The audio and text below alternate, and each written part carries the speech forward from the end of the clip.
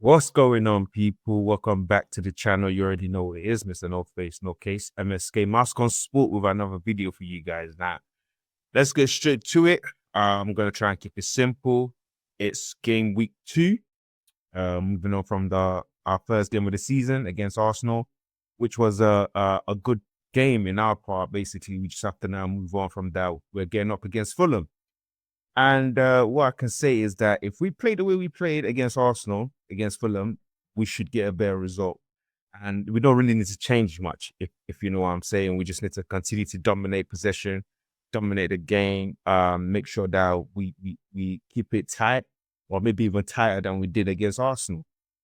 And also don't give away any like stupid possession basically. So don't give the ball away too often. And against Arsenal, we actually kept the ball. We kept the ball well. We played from the back brilliantly, and when we needed to go long, we went long as well.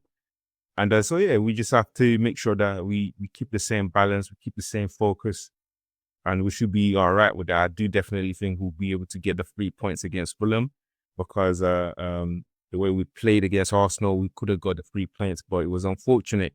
It was unfortunate the way the game went. We played fantastically well. We moved the ball well. The pressing was there. Starting from the back, playing into the midfield. Defenders were excellent. Our wing backs were excellent. The central midfield was excellent. Missing Mount was good as well because he was dropping into that midfield, up in the two pivots in the middle, Bruno and Casemiro. Casemiro, I think, was exceptional. Like I said, I've been saying this since last season. He's the best central midfielder that we've got, or the best defensive midfielder that we've actually got in the team, and it's showing that, and it looks a bit more leaner. You know what I'm saying? It looks leaner, it looks fitter, it looks much stronger. And he was just there. He was just there. The tackle that he was able to put in on several occasions, fantastic. And I do believe that we will win this game against Fulham if we play the way we need to. If we play the way we played last game. But with Ruben Amorim, it likes to tweak it a little bit. So I am looking for a little bit of that. I'm thinking, well, I'm guessing there's going to be some changes into the starting lineup. And at the same time as well, I think there might be a different change of style because we're going up against a team that likes to play low block. And based on the way our first game of the season went, I do feel like we're going to have a lot of teams sitting back now and expecting us to attack so that they can get on the counter attack.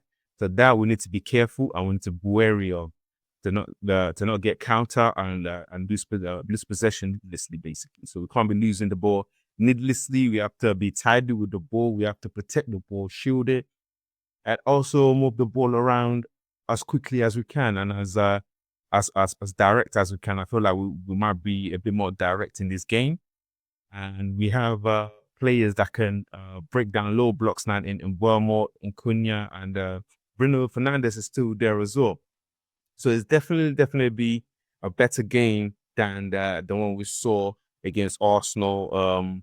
But the intention is to obviously get the 3 points, and we desperately need to start getting that points on the board as well. We can't be lethargic in this game. We have to make sure that we stick to the game plan and we get all the 3 points. We can't labor through that 3 points. We have to make sure that we actually play well at the same time. The performance was good against Arsenal, but we didn't get the 3 points. So the performance has to be good in this game as well and get the 3 points. Do you know what I'm saying? So just to build on what we already have going. That's the only thing in regards to that. Now, I do feel like the starting lineup will change slightly, and I'm up for it. I think Sesko would start.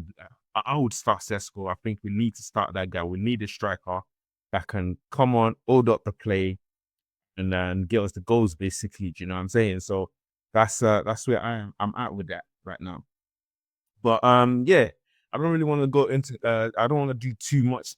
Take too much of the time. It's just a quick preview to the game on Sunday, and a bit because I don't know whether it's because we're playing one game a week. That's why our games are on Sundays. But either way, everyone would have played, and we just need to make sure that we put some points on the board, and that 3 points will go a long way.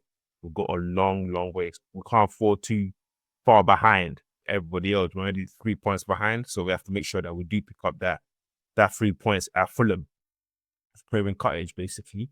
But this is my starting lineup for the game on Sunday. Let me know what you guys think in the comments below. And as always, don't forget to like, subscribe to the channel as well. Thank you to all the subscribers so far, so good. Keep it coming, guys. We're on the road to 1,000. We're currently on 130. We're on the road to 1,000. Let's keep going. Now, I've got Onana in goal based on the fact that they're in there, that atrocity that happened last Sunday.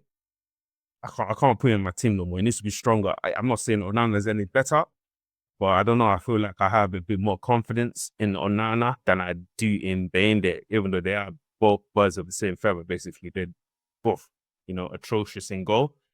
But Euro cemented his position. That's always going to be his position, like I said. Again, another fantastic display on last week Sunday. Matthias de Ligt, fantastic. The guy, centre midfielder, solid, colossal. He was there. It reminded me of back in the day, Vidic, back in the day, Yastam. And I'm liking the way he started the season so far. Hopefully he can stay fit and keep Harry Maguire out the club for the starting lineup for now as well. Luke Shaw wasn't bad.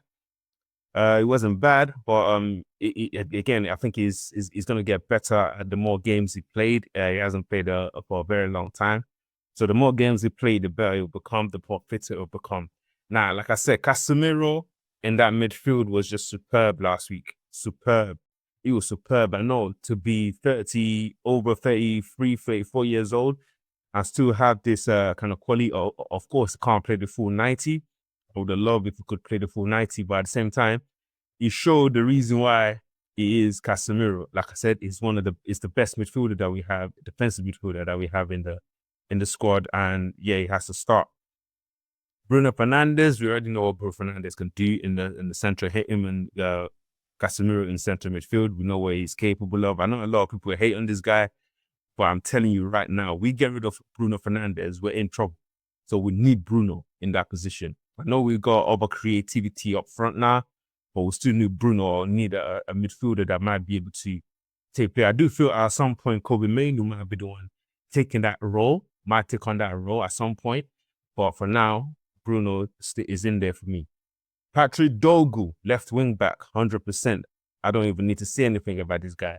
Since he's been bought, since he's come in, he's shown his ability, he's shown his tenacity, he's shown that he likes to get forward, and very sound defensively as well. And he was unlucky to hit the post. He could have scored in that game against Arsenal as well. So it's good to see him getting forward. So hopefully he might be able to get into the same position and maybe have a little strike. And this time it might be fortunate for him to go in. Now, on the right wing back position, I put Hamad.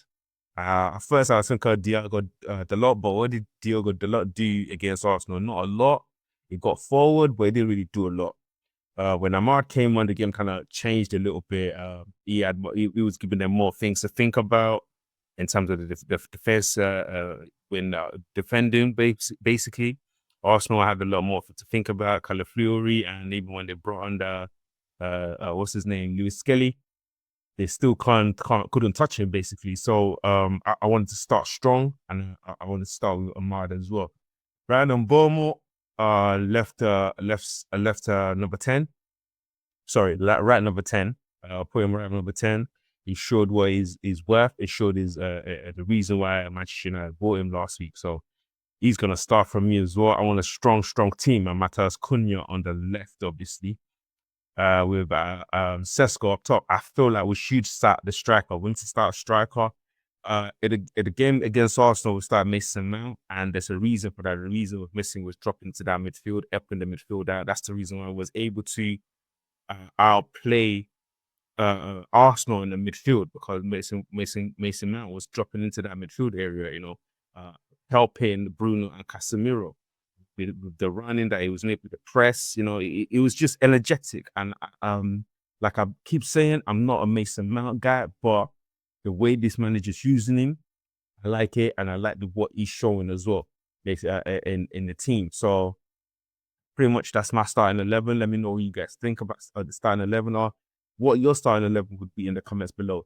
So yeah, like I said, I do believe Manchester United will win this game. I just don't know about what goal ratio. Hopefully, like 2-0. A 2-0 would do for me. Do you know what I'm saying? A good 2-0 would be excellent for me. I don't think I'll be complaining about that. But yeah, that's it from me, guys. Like I said, quick video. Game week 2, Manchester United versus Fulham. We're going away to cover Craven Cottage. We're going away to Craven's Cottage, and yeah, let's pick up that 3 points, guys. Let me know your thoughts in the comments below. That's it from me, guys, and I'll see you in the next video. Peace.